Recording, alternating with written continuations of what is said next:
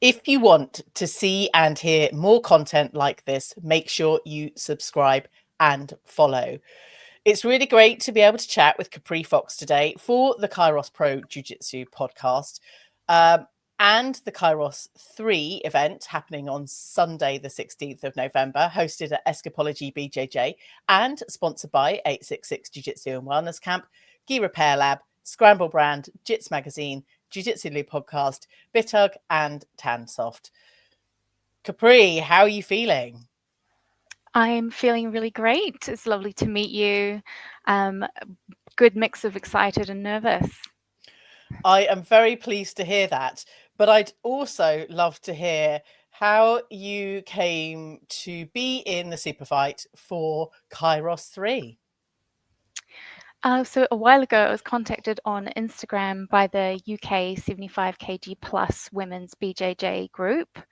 And since then, Kira Hartup has been an amazing help at integrating me into a lot more fights and helping me reach out to the wider BJJ community.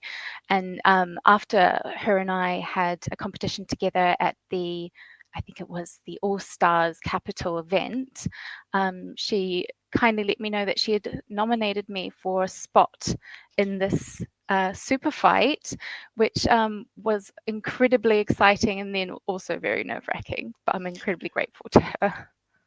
We all are very grateful to Kira, but she has a lot to answer for.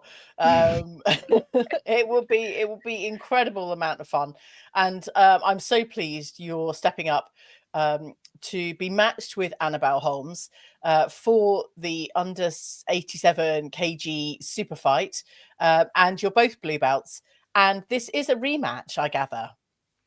This is. I actually had the pleasure of meeting Annabelle recently at the autumn IBJJF London Open.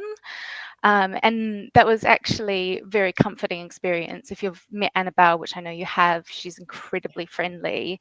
And that really just put me at ease. And I know a lot of people in this industry sort of have a bit of they find friendliness to be almost like a sign of weakness before a fight or that sort of Yep. thing, and they criticize it a lot. But it is Mhm. actually for me, I found it very comforting. And then fighting Annabelle, you get to experience that these people couldn't be more wrong about what weaknesses, because she's an incredibly good fighter, and it was a Yes. lot of strength to just secure a win against her. So she's Yeah. an excellent competitor. I like the fact that you have touched on the point of friendliness. Now, we all have a kind of responsibility in life for kindness and goodness, and becoming friendly with a competitor. Um, Sometimes, I guess, historically has been a bit out of the norm. But like you're saying, it really does set the tone for feeling comfortable just to step on that mat. I mean, there's no guarantee that that friendship will continue throughout the match, because we're there to fight and we're there to compete with each other competitively. But to support each other in a match, certainly I see a lot of the female black belts doing exactly that, and we should very much take a leaf out of their book and follow their kind of role model behaviors in kind of growing the friendship and the kind of kindness, pre-match, of course. Yes, pre-match, post-match, and then obviously when you're on the mat, anything can really go. But Yeah, knowing that afterwards everything's going to be okay. If you lose, yeah, it's going to be okay. If you win, it's going to be okay. It helps reduce that anxiety that you might feel before a fight if you're really worried about, yeah, someone making like a malicious post afterwards or yeah, criticizing you. It keeps that community feel, brings us all closer, and especially if you're in the 75 kg plus weight category, you're going to see that person again, you know yes, and absolutely. if you want to have all these adversaries everywhere, that might be how you prefer to operate. But I think especially in female categories, we're very good at being supportive of each other and keeping that community. Absolutely. And they, as we've may have found, that there aren't that many of us, but the community is growing, and so many people are doing so many great things to kind of build the momentum. And just the Issa mentioned it, and I had to, on the last episode, and I had to Google it. Comfortability. It's not an official word in the dictionary, but I was like, I was intrigued. I'm not as young as the rest of you.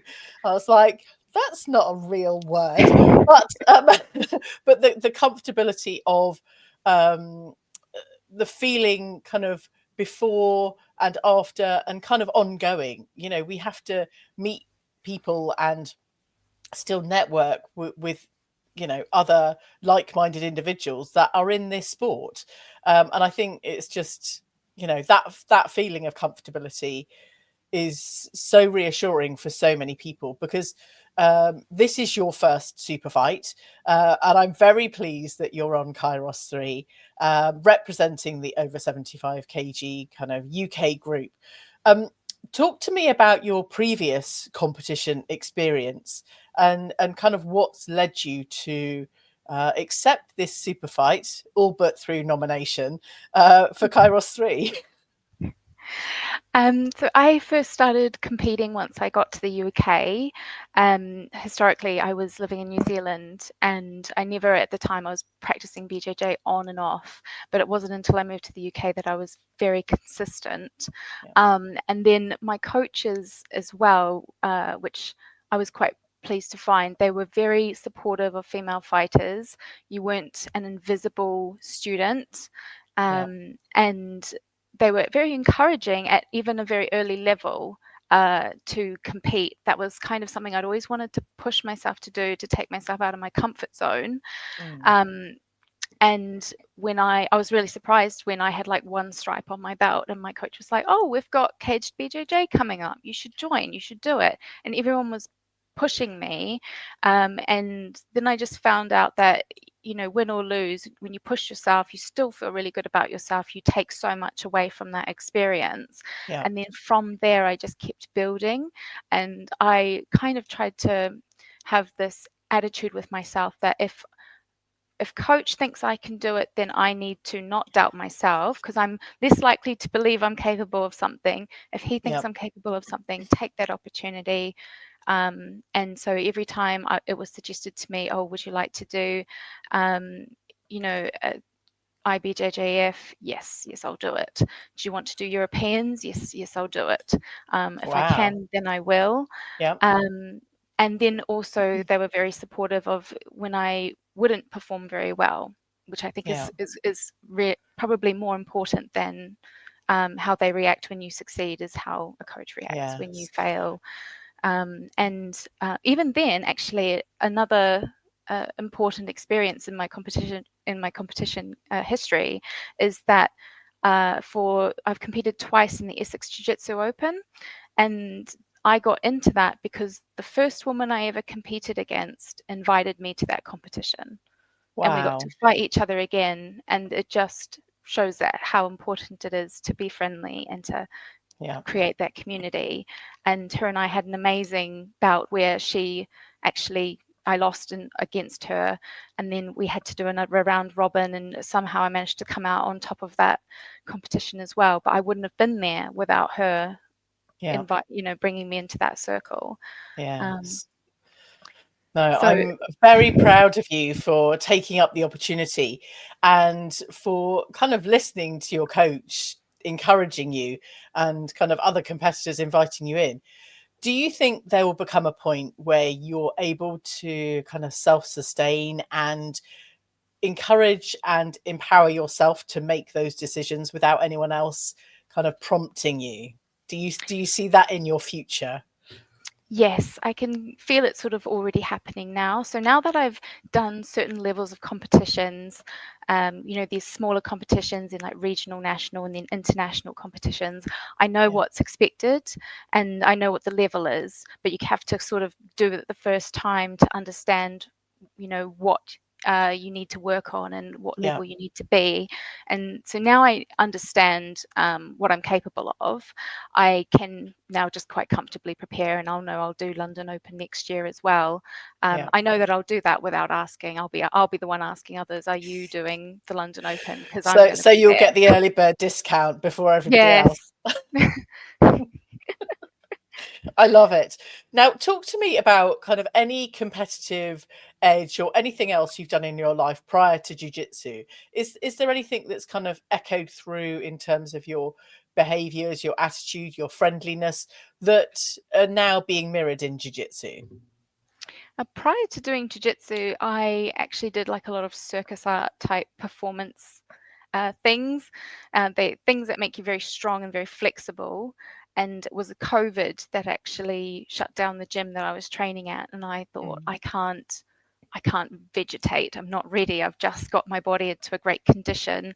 I'm not ready to stop training. And then I signed up to a martial arts gym, and that's something that is also also requires a lot of strength and a lot of flexibility. Yeah. And so I was able to adapt quite quickly. And from then it was just sort of about the struggle with jiu-jitsu is more about like looking at these really complicated situations, interpreting what's happening. You know, Yeah. there's two people on the floor. What are they doing? Why are they there?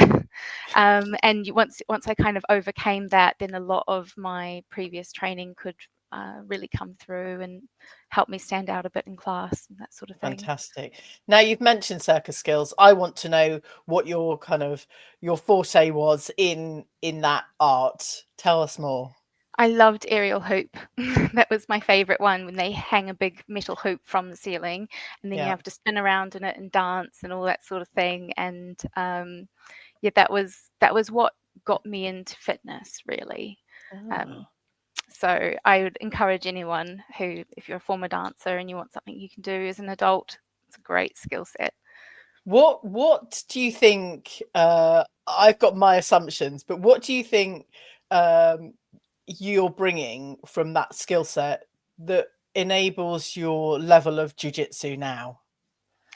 I think I don't have like a competitive ego. It's not something that, when we would compete against each other in circus, it was more like an event and you're showcasing what you can do. It's not Yeah. about, I'm better than Hmm. this person, I need to watch what this person can do and do something differently. It Yeah. was just people showcasing their best. And I think if I can go into a competitive mindset in Brazilian Jiu-Jitsu, not bring an ego, and just remember it's all about being our best, I think that's a good thing to bring to the mat. Okay, you've just blown my expectations. I was just expecting balance, Capri, but you've kind of you've exceeded my expectations. An outstanding response. I never know what I'm going to get, but that was pretty good. Oh, I could also say one of my coaches always tells me to stop pointing my feet, and when I spit and that sort of thing, But when I'm isn't trying that to how you get secure a out of? try. But isn't that how you get out of footlocks and things like that, and kind of leg Um, locks? the That flexing the foot is the best sort of deep, especially in securing a triangle. I'm always yes. pointing my Ah, feet, and she always says, "Pretend you've got strong boots on, and okay. you're I not love wearing that. ballet shoes. Your So little hockey feet." I'm in the defensive mode. So when I'm trying to get out of a footlock or a leg lock, then I'm pointing my toes. Equally a fellow dancer, and that's my defense. But actually, in offensive, you need to, like you say, flex your feet so that they're locked in at right angles and are Mm, making a little L. That's how I'm yeah. working with it, and not just on the left foot, on the right foot as well. Capri, talk to me about how you're preparing for Kairos 3, because um, lots of people, the professional athletes, the guys, they're all in training camps. They're all training as much as they possibly can in readiness to win that prize pot of £2,500 for the under 66 kg men, professional male athletes. But what are you doing to get yourself ready, mindset, physical, all of those things ready for Kairos 3 super fight? I'm taking a slightly different approach by maintaining my routine as much as possible and actually trying to do the hardest thing, which is rest.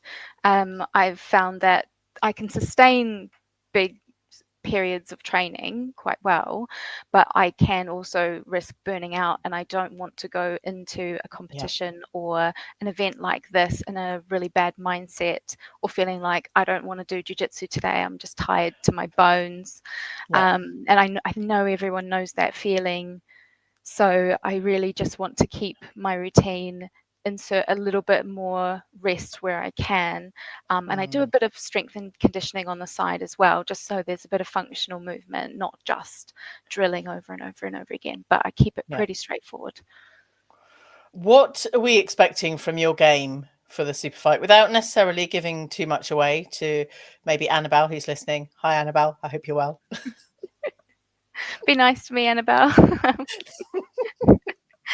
um, gosh, from my game, I would like to hope that between Annabelle and I, we give like a really good fight where we don't get any stalling penalties. I've had quite a few Yeah. stalling penalties Yeah. in the past with trying to secure a takedown, which is so hard. We'll talk Um, about that in that bit in a mm, minute. Sort of thing.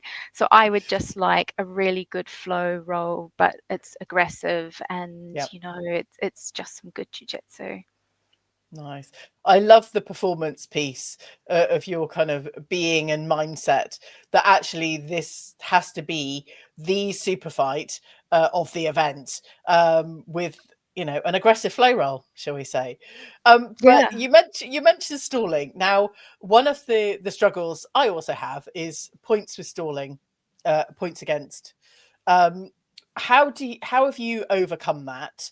And I feel like this is I don't know. I feel like this is something in the over 75 kg kind of category where we're both competitors are so determined, so kind of fighty, stubborn, all of those things, trying to fight our corner, and we can't even manage a takedown because we are gritted against each other. How have you developed your game and overcome some of that stalling kind of negative points for your matches? I've found that just having a cycle of takedowns that that you Yeah. can go through, and that it's almost like a flow chart. Has this worked? No. Then what happens? What do I do when Yeah. this doesn't work? And trying not to default to a guard pull unless you absolutely have I knew to. you were going to That say sort that. of thing.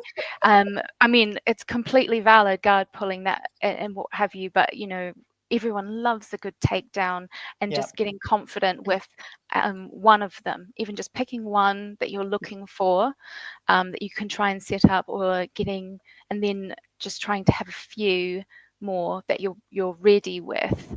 Yeah. But I know that starting the fight is actually, like, in my opinion, it's the hardest part of the competition. Yes. And because unless you've been strength building, pulling another person to the ground is really, really difficult. Um, Yes.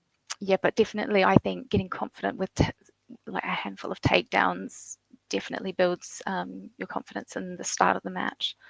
Good. I'm pleased you said that. I've got a competition this weekend, and then the British Open Nogi in December. So, yeah, I'm going to be practicing a few of those. And I know we have some rather anti-guard pulling super fights as well on KAIROS 3. But let's see what comes up. I'm looking forward to all these incredible takedowns now. Oh And no! Oh, I better perform well then. What have I no, done? no expectations, but we are expecting some absolutely epic takedowns from all of you women doing the super fights for KAIROS 3. Um, Capri, do you have anything else to add, and anything else that you think people would be interested to know about you? I think when you see me fight, if I'm really feeling just like everyone else, I'm just as nervous as anyone who's just started competing. Yeah. I'm definitely not someone who's got a lot of self-confidence on the mat, but I always remind myself before I go into a competition that, you know, we're not out of our league, we're just out of our comfort zone, and we deserve to be here, and we can, you know, our bodies are good and healthy, and this is how we really honor that. And you know, I had like a knee injury, quite a few knee injuries this year that made me feel like when I tell people about them, they'd feel like the Brazilian Jiu-Jitsu Grim Reaper standing over my shoulder, ready to take my future competing career out of, like, away from me. But Yeah, you know, the fact that I've managed to make a recovery, you know, I want to really honor that recovery with being pushed out of my comfort zone all the time. fantastic. I think being pushed out of our comfort zone or inviting ourselves to step out of our comfort zone is the next step that I will also be endeavouring to fulfil, because you know we've all got to grow. Yeah. Capri, it's been absolutely fantastic chatting with you. How can people follow your journey and on Instagram, for example? I do have an Instagram account. That's where I post the majority of my Brazilian Jiu Jitsu content. But you'll also get other random content from me on there as well. It's not just for Brazilian Jiu Jitsu. I'll do lots of other little community projects that go in there as well. But my Instagram handle is just Fox Capri. So if anyone wants to follow me, they can just search that on Instagram, and I'll be there. Fantastic. Well, I'm wishing you all the luck for Sunday, the 16th of November. I will be seeing you at Escapology BJJ in Cambridge. And I am very excited to see you and Annabelle with this, you know, absolutely incredible super fight with incredible takedowns. Oh, thank you. I hope I can bring something to the table. You absolutely will, Capri. Thank you so much. Thank you. I hope you enjoyed this episode. Thank you for telling your friends about this show. And please follow to watch the next or listen to the next episode on the KAIROS Pro Jiu Jitsu podcast.